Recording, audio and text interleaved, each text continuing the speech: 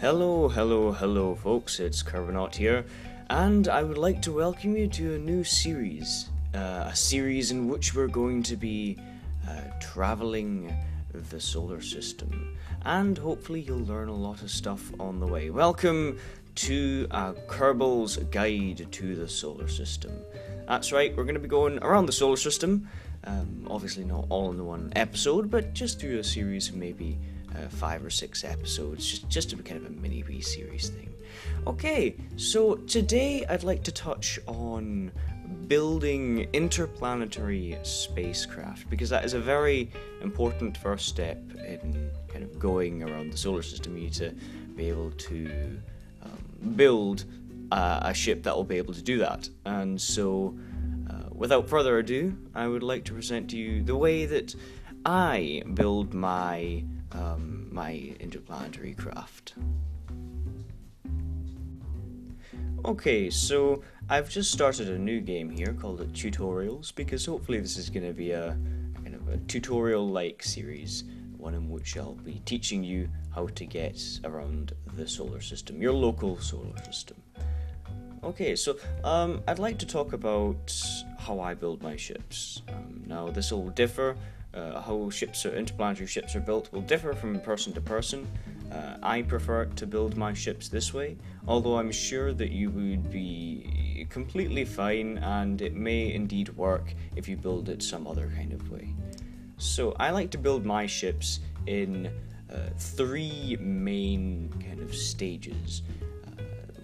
Well, when I say 3 main kind of stages, I mean, I want to say 2 stages, but then we have to account for the lifter to get them up into space in the first place, and so that's why I'm saying 3 stages.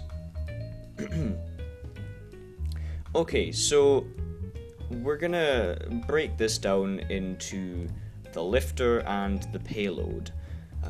In every rocket you have, whether you're doing it on purpose or not, you will have a lifter and a payload. Doesn't matter what you're doing, whether you're going out around your solar system or just out to the moon or simply into orbit, you will always have a lifter and a payload. With the simplest rocket, that lifter may just be a couple of fuel tanks and a rocket engine, and your payload may just be your cockpit, and that would be it. But in this instance, we're going to be using a slightly more advanced lifter payload kind of thing. A lot of you will already know this, and a lot of you will already do this.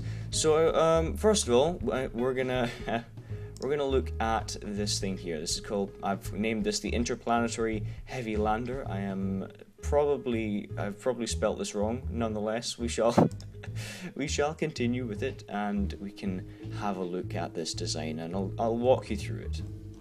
Okay, so if you take a look at this design here, this is a lifter payload design here.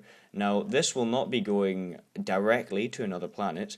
What I like to do is I like to get all my stuff into orbit, and then I dock them together in orbit, and then I fly them to another planet. Now, if you wanted to go for a minimalistic approach to interplanetary travel, you could indeed, and I have done it before, and it's perfectly fine to do it this way. If you want to go for a minimalistic way, you can do this, and you can build your payload and your lifter, and you can just go straight into orbit and then straight to another planet. But if you want to be a bit more badass, if you want to kind of do this on a bigger scale, make it look slightly more interesting and, powerful, as it were, then I suggest doing it this way. As I said before, you do not need to do it this way, but I like to do it this way just because it's convenient. So I'll walk you through my design here. Let's take a look at the payload first. So it's split up into 2 bits. This bottom bit here, we can see, is the lifter. Now this is going to take it into orbit, and once it's in orbit, it's then going to dock with other things that are going to be in orbit, which are going to be this is the lander right here, and then we're going to have a tug to take it to the next planet, and then we're going to have a fuel module for the tug, because when you want to go around a bunch of planets, or perhaps you don't know if you're going to have enough fuel to come back, it's good to have build in a kind of a fuel module kind of into your design, so that if you do run out of fuel, you can eject the fuel module and bring in a new one without having to bring in a completely new tug. But we're not going to talk about the tug right now. We're going to talk about this heavy lander, as I have called it. Now, you will have seen that I've put this upside down like this to lift it up, and you may wonder why I'm doing that when I could easily just stick a decoupler under here, because I am able to do that. I've decided not to do that as almost an aesthetical choice, but also because I'm afraid that if I do that, these struts will not connect to each other. I have not tested it out, and so I don't know. I could probably very well do it this way, but I usually like to be overly complicated and launch things upside down for no apparent reason. Obviously, if you're building your own lander, then you do not need to launch it upside down. You can very easily just launch it the normal way. It's completely fine. It's just my personal choice again. So let's walk you through this. Now, you'll notice I have a whole bunch of tanks on the outside, and then I have this middle tank on the inside connected to a skipper engine. Now, the reason why I've done that, I've gone for like a very large scale or small scale, I don't know how you would look at that, kind of asparagus staging system.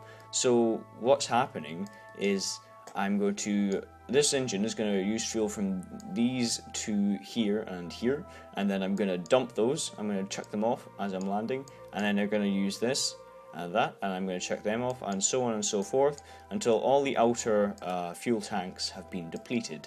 At which point, the craft will be a lot lighter, and it's just a very efficient way of staging stuff. Asparagus staging has been my savior many times before, and so I am not going to stop using it just yet.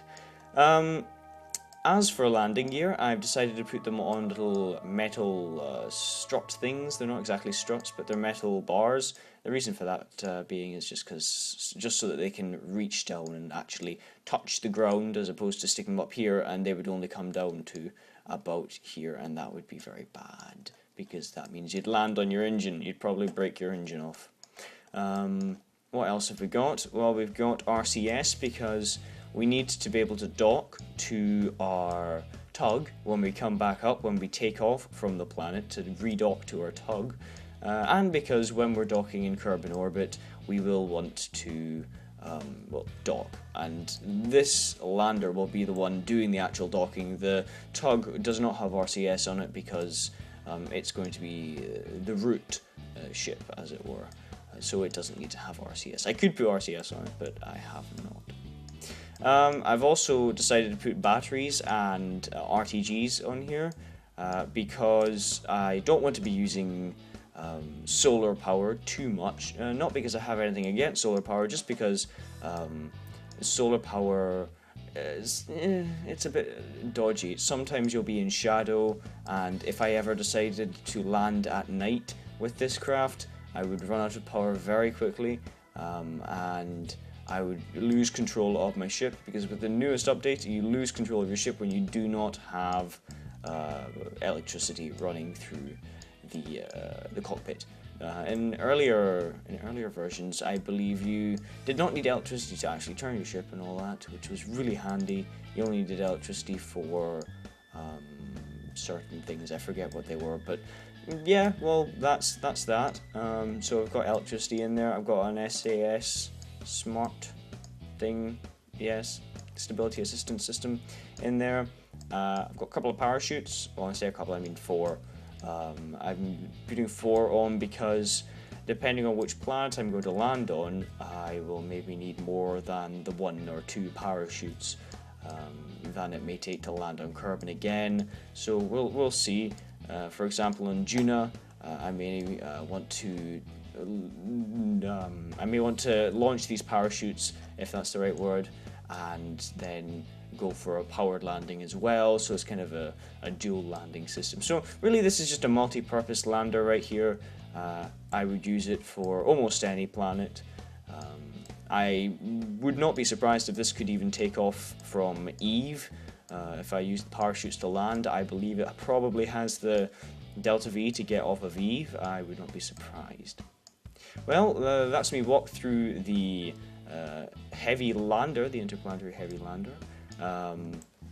But before we just jump onto the tug, I'd just like to show you I'm using a kind of a small docking port here. I've not gone for a big one, just because I would have to find a place to put the big one, and if I wanted to put it up the top, I would have to have this thing sticking out from here. I would have to put, say, one of these on, and that would completely defeat the purpose, because I mean, you're going in anyway, so you'd still have that structural weakness there, and there would really be no point to getting a big one in there, in my opinion.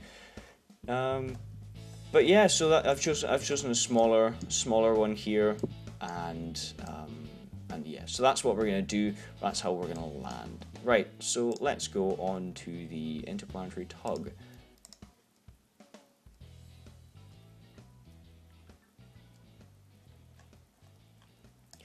Okay, so here we have the interplanetary tug. The tug, again, this is split up into a payload and a lifter. I'm going to detach that just to show you the difference here. And bring that up so I can focus on it. Okay, so here is my tug, and you'll notice there is not a lot of fuel on it, or at least not enough to get you to very far away places. But that's fine, because, as I said, we're going to have a fuel module. So what happens is the lander is going to be facing down, facing in, and it's going to dock to this bit, and it's going to be pushed along. Now, I understand that tension... sorry, excuse me. I understand that tension is stronger than compression, I believe, and so it may be slightly dangerous to have it this way. However, I've learned from experience that when you try and dock things from underneath, you come across a whole new set of problems where your nuclear engines, yeah, I don't know what the word is, the stuff coming out of the nuclear engines, the exhaust, that's it, the exhaust of the nuclear engines hits off of certain areas of the craft below it, and so your thrust from those engines is effectively cancelled out, and so you get no thrust from them effectively, which is bad, because then there's no point in having engines on it, and there's no point in the whole mission, because you won't be able to go anywhere because you've got effectively no thrust. And so I've decided in this mission anyway to go with a docking above here. So yeah, that's the plan anyway. Let's have a look at some other stuff. I have got nose cones on here. That is just an aesthetical choice. These do not actually help with anything whatsoever. They don't help with aerodynamics. They don't help with they're completely useless, really. No word of a lie. These things are completely useless. I would advise you to never ever use them if you need to save weight. But if you're just going for something that looks nice, then I'd say that this looks better than that, really. So that's why I stuck them on there. Just looks nicer. What else have we got in here? We've got lights for docking, because it's always really handy to have lights. I've learned from experience that although I can dock in the dark, and it is completely possible to do so, it does help just to be able to see the thing that you're docking to. I've also got a smaller SAS system. Which SAS system? What am I saying? That's like freaking ridiculous. Why should I say SAS system? Anyway, right, so I've got an SAS here. SAS module, should I say. And we've got some solar panels here. Now, I did say I didn't like solar panels, but again, this is almost for aesthetical reasons. Solar panels do look nice, even though they are a bit dodgy. And just because I'm using solar panels doesn't mean I'm going to leave out my good old RTGs. You can see I've got the RTGs here on the side, just in case. Now, I've got a big battery here, just to store all that power, just in case, again. And then I've got this little habitat module thing, which will very successfully allow my pilots, Mr. Bob, Bill, and Jebediah, to hang out in there during their year-long or half-a-year-long journey to whatever planet it is that they're going to. Because If I were them, I wouldn't want to be stuck in a cockpit for almost half a year. So yeah, we're going to give them some living quarters, and this thing can hold 4 Kerbals, and so by not putting 4 Kerbals in there but 3 Kerbals, we're going to give them a little extra space. Maybe they can store a, I don't know, a dummy in there. Maybe get some extra food in there. Who knows? I have a drone thing here because we need to control it. There is no cockpit on it. The fuel lines are running from here to here because this is not fuel cross-feed compatible. Let's just go to it. You'll see fuel cross-feed compatible. Capable. Oh, it says capable. Compatible. My bad. Fuel cross-feed capable. Basically, that means that fuel will be able to go through it, but this does not have it. So it means that if you look down here, that does not have fuel for cross-feed capable, and so the fuel will not transfer through this, which is completely understandable because it's just a metal slab, really, and I would be surprised if fuel didn't go through it. And so we've got the fuel lines running from here up to here, so that the engines will get fuel from the fuel modules that we're going to connect down there.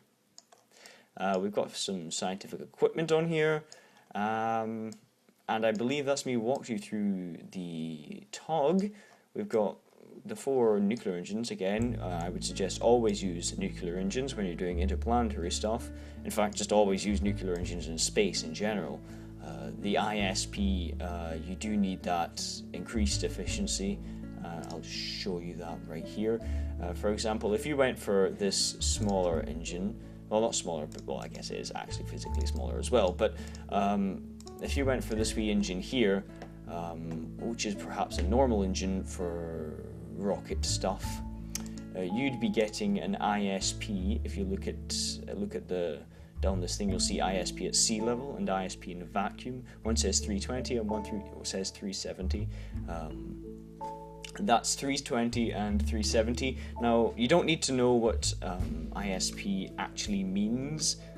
Really, it just means efficiency. So efficiency at sea level, efficiency in a vacuum, you can imagine like that. But what you do need to know is the bigger the number, the better. So you'll see here ISP at sea level is 320. If that was 400 or 500 or something like that, that would be a higher efficiency, and so you'd get more for your money, really. Now, if you look down here, you'll see ISP in vacuum is not 300, but 800. That is the most efficient engine in the game. Well, if you don't count the ion engine. The ion engine has a ridiculously high ISP. But the ion engine just doesn't give you like any thrust at all. Anyway, back on track. So always use these things in space. Always. I'm sorry, but I do have to insist that you should try to use it, unless you're doing some kind of specific thing where you're going to see if you can get to like Juno and these things and, you know, Rockomax engines and all that, which is always a good laugh. But if you're going to do it and you want to save fuel, go for these things. They don't give you a massive amount of thrust, but they are incredibly efficient. It just means that your burns are going to be longer, but you're going to use less fuel. So yeah, there you go. That's this thing.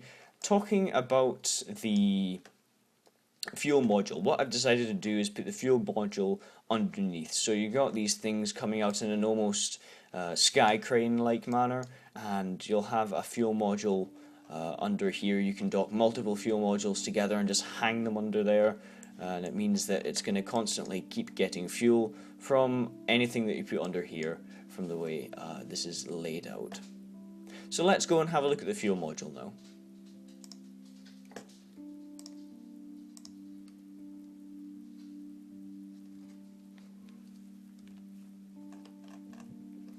Okay, again, I'm going to stress this. You've got your payload and your lifter, and we can detach that just to differentiate between the two. And we can look here. Now this looks very, very strange. It does not have an engine, which may seem strange to you. You might be asking yourself, how on earth does this guy intend on piloting this thing if there is no engine on it? And the fact of the matter is you don't need engines.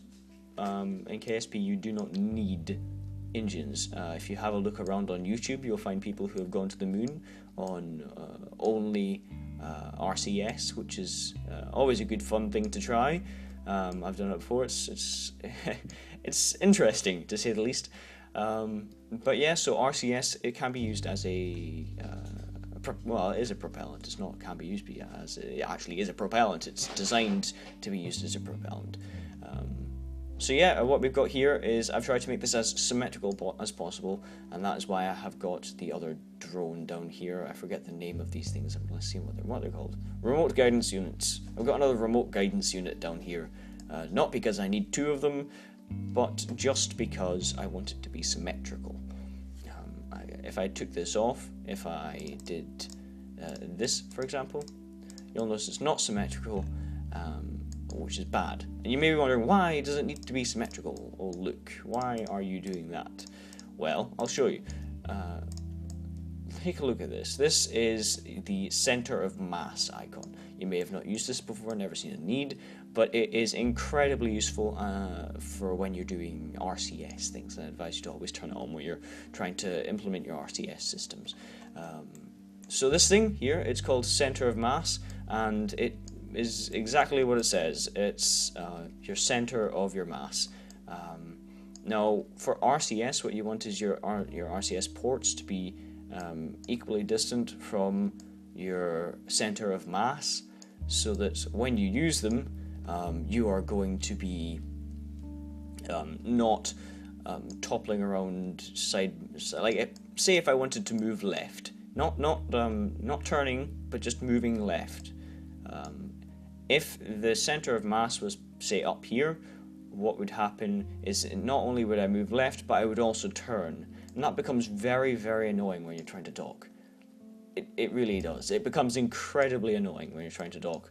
And so to cancel out that annoying thing, you just make it symmetrical, like so. On this, of course, I've got my remote guidance units, I've got my RCS, and I have some RTGs to power the remote guidance units. And of course, what would a fuel module be without the fuel? And that is that. So that is all the payloads, and I believe I can end my episode 1 here. Thank you for watching that. If you would like to see an episode on the lifters, just stick it in the comments below. Otherwise, if I don't get any comments saying I want to see the lifters, because I can very much understand if you don't want to have a look at lifters for another 15 minutes, because I mean, if I was watching a YouTube video, I wouldn't want to be stuck looking at lifters for another 15 minutes. But if somehow you do want to look at lifters for another 10-15 minutes, then just stick it in the comments below, and I can maybe touch on that in the next episode. But in the next episode, I'm going to show you how to dock in orbit with these things, perhaps how to get them into orbit, although that is, I mean, most people can get things into orbit. If you can't, don't worry, it's completely fine. You will learn. You will learn. The force is strong with this one. It's fine. Have a great day, folks. I will see you in the next one. Subscribe. Because I do other stuff. I do other stuff. I don't just always sit here talking about stuff. I do actually do things as well. I do some music videos. I also play more KSP. I've been thinking of playing other things as well. I've been thinking of playing maybe some Minecraft or Just Cause or TF2 or a whole bunch of other stuff I've been thinking of playing, but for right now, we'll stick with KSP and we'll see what happens. Thank you very much for watching, and have a good day. Goodbye.